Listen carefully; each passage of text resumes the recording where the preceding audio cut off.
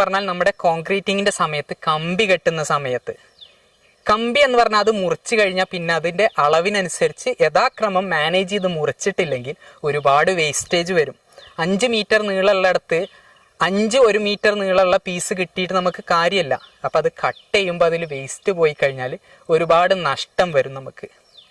അപ്പോൾ labour contract കൊടുക്കുമ്പോഴും ഫുള്ളായിട്ട് contract കൊടുക്കുമ്പോഴും ആ കാര്യം പ്രത്യേകം ശ്രദ്ധിക്കുക. ഇത്തരത്തിൽ നമ്മളുടെ നിർമ്മാണത്തിൽ വരാൻ സാധ്യതയുള്ള പാഴ്ചെലവുകൾ ഒഴിവാക്കി നീങ്ങുകയാണെങ്കിൽ നല്ല നിർമ്മിതികൾ നമുക്ക് നിർമ്മിക്കാം.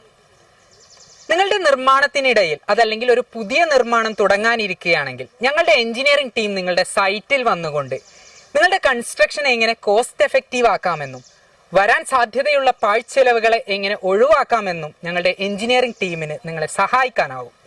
ഇത്തരത്തിൽ ഞങ്ങളുടെ സേവനം ആവശ്യമാണെങ്കിൽ താഴെ കാണുന്ന വാട്സപ്പ് നമ്പറിൽ നിങ്ങൾക്ക് ബന്ധപ്പെടാവുന്നതാണ്.